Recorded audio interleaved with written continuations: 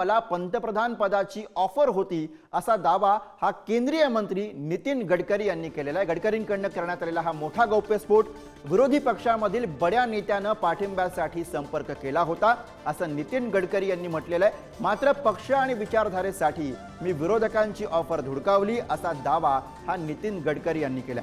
पंतप्रधान पद माझ्यासाठी महत्त्वाचं नाही तर माझ्यासाठी विचारधारा महत्त्वाची आहे असं गडकरींनी म्हटलंय।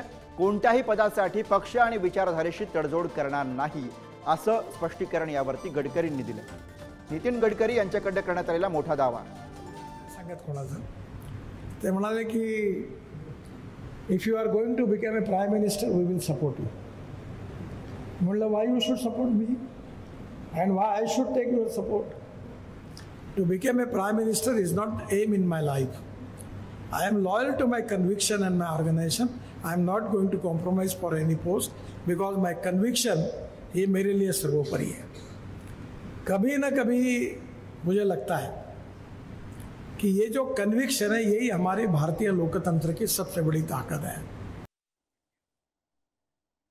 तर नितीन गडकरी यांचं हे चर्चेतलं विधान आहे आणि याच विषयी आपण अधिक बोलूया। प्रतिनिधी जितेंद्र शिंगाडे सध्या नागपुरातून आपल्या सोबत आहेत। जितेंद्र, लोकसभा निवडणुकीपूर्वी जी ऑफर आली त्याच्याविषयी गडकरी आता बोलतात जेव्हा विधानसभा निवडणूक होऊ घातलेली आहे, या पार्श्वभूमीवरती स्वाभाविक आहे गडकरींची जोरदार चर्चा आहे राज्यामध्ये सक्रिय होण्याबाबत। या सगळ्या पार्श्वभूमीवरती गडकरी यांच्या या विधानाचे कसे राजकीय अर्थ काढले जाणार आहेत? कारण गडकरी यांचा हा खळबळजनक खुलासा असाच म्हणावा लागेल, कारण लोकसभा निवडणुकीपूर्वी माझ्याकडे विरोधी पक्षातील एका मोठ्या नेत्यांनी पंतप्रधान पदाची ऑफर दिली होती, मात्र मी माझ्या संघटना, पक्ष आणि तत्वाशी एकनिष्ठ आहे आणि त्यामुळे मी ही कसलीही तडजोड स्वीकारली नाही असं विधान गडकरी यांनी केलेलं आहे। एका पत्रकार सन्मान समारोहाच्या वेळी हे गडकरी यांचं विधान महत्त्वपूर्ण असंच ठरेल, कारण हा गडकरींचा खुलासा आहे। कारण लोकसभा निवडणुकीपूर्वीही गडकरींचं नाव पंतप्रधान पदासाठी अनेकदा समोर आलेलं आहे। मग ती 2014ची निवडणुकीनंतरचा प्रवास असो किंवा 2019च्या निवडणुकी पूर्वीची परिस्थिती असो, आताही गडकरींचं नाव जी लोकसभा निवडणूक पार पडली त्यावेळीही पंतप्रधान पदासाठी चर्चेत होतं।